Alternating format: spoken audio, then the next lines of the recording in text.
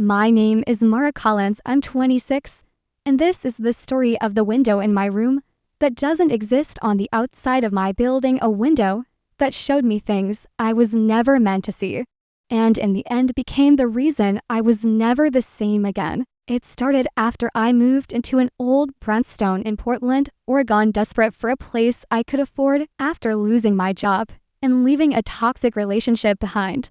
It wasn't glamorous, just a third-floor walk-up with creaky floors and yellowed wallpaper, but it was mine, and more importantly, it was quiet. The room I chose to sleep in had a single tall window on the far wall that overlooked a narrow alley, or so I thought. The first few days were uneventful, just unpacking, cleaning, and getting used to the sounds of an old building breathing at night.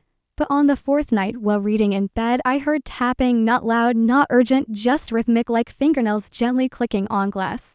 I looked up. The window was shut, curtains drawn, but I stood up, pulled them open, and saw nothing. The alley below was gone. Instead, the view showed a dense forest, shadowed and gray fog creeping slowly between the trees, and far off in the background, a small cabin with a single orange light flickering in its window. I blinked, rubbed my eyes, checked the lock. It was sealed. I looked again. Now it was my alley again, the normal brick walls and dumpsters. I stood there, breath shallow. Maybe I was tired. Maybe I imagined if next night it happened again. But this time the forest view lasted longer. I stood frozen in front of it, watching the fog roll, and naturally, like it was alive, swirling, but never passing beyond the window's edge, always stopping right at the frame, like it knew I was watching. I started photographing it, but every photo came out black. I asked my downstairs neighbor if he ever saw the forest from his window. He just looked confused and said there are no windows on that side of the building, just brick. I rushed outside, walked around the entire brownstone, and felt my stomach drop. There was no window where mine should be, just brick wall, smooth, solid, no frame, no glass. It shouldn't be there at all. That night I stayed up watching it again, and at exactly 3:14 a.m., the light in the forest cabin flickered twice. Then someone stepped out of it, a woman in a long black coat, pale skin and hair that moved even though the trees around her were still. She stared directly into my window. Even from a distance, I backed away. I didn't sleep the next day. A letter slid under my door, no envelope, no return address. It said, "Close the curtain or she'll come closer." I didn't open the curtain for 2 days after that note, not back. I was scared of the woman in the forest, but because I was scared of myself, scared that some twisted, restless part of me wanted to see her again, wanted to pull the curtain back and stare into that impossible forest and find out what it was hiding, or worse, what it was showing me on purpose, because deep down I knew it wasn't just some illusion or hallucination. It was inviting me, and ignoring the window didn't make it disappear.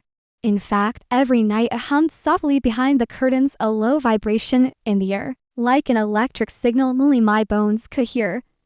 And the longer I stayed away from it, the more it felt like the room itself was getting smaller, heavier, like the gravity inside was shifting, waiting, pressuring me to look again. I started having dreams, if you can call them that, where I was standing in the forest outside the cabin, barefoot in dead leaves, fog breathing against my neck, while I looked through the cabin's lone lit window and saw my own apartment on the other side, like the forest was looking back at me through the same impossible window from the opposite side, as if the glass wasn't a window at all, but a portal, a passage between two worlds, where one of us would eventually cross over. On the third night, I broke. At 3:12 a.m., the humming got louder, like it was crawling into my ears. By 3:13, the light in the forest flickered. I stood up against my better judgment, walked across the room, and opened the curtain.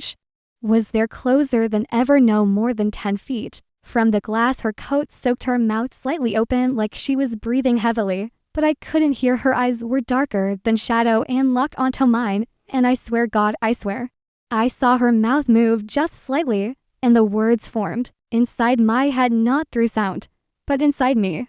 "Let me in, Mara." That's when I realized she knew my name. I slammed the curtain shut, turned off the lights, and cried on the floor like a child. The next day, I tried to leave the apartment for Good, but when I opened the front door I was met with forest fog, not the hallway, not the stairs, just thick churning mist and dead pine needles beneath my feet. I screamed and slammed it shut. When I reopened, it was normal again. I wasn't crazy. The forest wasn't staying in the window anymore, it was leaking. Later that night another note appeared, this one taped to the inside of the window pane from her side. It said, "You look now, I can knock." That night I didn't sleep, I couldn't. Not after seeing the message taped to the inside of the glass, not after realizing the window wasn't just some visual trick or haunted view, but a living reactive thing, a doorway that responded to attention like a flame reacts to oxygen. And by looking at her again, I hadn't just seen something forbidden, I'd invited it closer, given it permission, cracked the seal between our worlds in some small but irreversible way. And now, every time I passed the window, even with the curtains drawn, I could feel her presence, a pulsing cold behind the fabric like static waiting to break loose, and I knew in my gut she was still standing there, still staring at me, patient, knowing that I would either open the curtain again or she'd find a way through on her own. I taped the curtain shut, shoved a bookshelf in front of it, but the humming didn't stop, it just got deeper, layered with something new.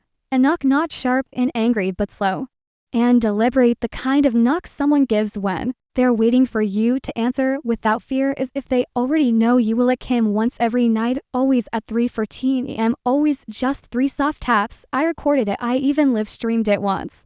No one else heard it, no one else saw the window. I had friends come over, they looked at my walls, saw only smooth paint and plaster. To them there was no window at all, but it was there, always there. I took photos, nothing, videos, nothing.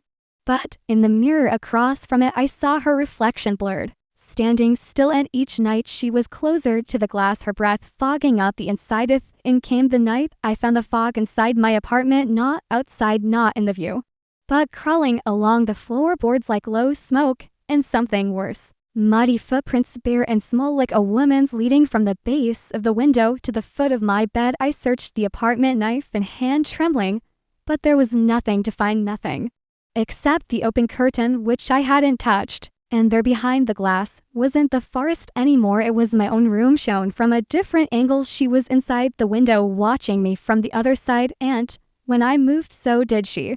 But not like a mirror, like a copy who didn't always move at the same time, like she was learning how to be me, practicing my rhythm, blinking just half a second too late, smiling when I wasn't, and mouthing something I couldn't hear. I tried to scream, but nothing came out. The note on the floor read, "You looked, you listened, you knocked back. The last night came without warning, no wind, no noise, not even the humming that had plagued me for days, just stillness so deep it felt like the apartment itself had stopped breathing, like the building was holding its breath for what it knew was about to happen." And even though I kept every curtain sealed, every mirror covered, every reflective surface hidden, I could still feel her inside the glass, or maybe under my skin, because every time I blinked, I saw her standing in my place, moving when I moved, like a puppet, practicing how to become its master. And worse, I started catching her not just in the window, but in my dreams, in reflections of puddles in the microwave door, mouthing things I couldn't hear until I woke one night with her voice coming out of my mouth, whispering lullabies I didn't know, humming that cursed tune that summoned fog across the wood floor again. And when I rushed to record it, my own face stared blankly back at me in the camera, but blinked out of sync. She was already here. I tried to run, but my front door was gone, nothing but solid brick wall, no handle, no exit. And when I turned to scream, the window was open. Not broken, not shattered, but opened from the inside, like it had never been glass, just a thin membrane, a portal waiting for one of us to step through. And there she was inside my room, standing barefoot on the floorboards, her black coat dripping, hair hanging like seaweed, and her face, my face, perfectly replicated except for the smile. Her smile was too wide, too patient. She stepped forward, and I stepped back. She raised a hand, and so did I. But then I realized I wasn't the one moving anymore. I reached for a knife, but couldn't close my fingers. I screamed, but only heard humming in the mirror. She blinked before I did, and I knew I wasn't me anymore. She had crossed through. She had taken my name, my voice, my skin, and what stood outside the mirror now was no longer Mar. I was inside the window now, screaming against glass that made no sound. I could see the room But no one could see me, and each night, I watched her live my life, eat my food, use my voice, laugh with my mouth. She even posts videos now. Horror story narration, smiling softly at the camera, telling viewers stories she's written herself, and in the reflection behind her, you can sometimes see me just for a second screaming silently with a hand pressed to a window that no one believes is real. You're watching her now, you've heard her voice. She's practicing yours next. This story is written and edited by Dark Life Side Diaries. Thank you for joining this terrifying journey. What part shook you the most? Like, share, and subscribe before your reflection learns to move without you.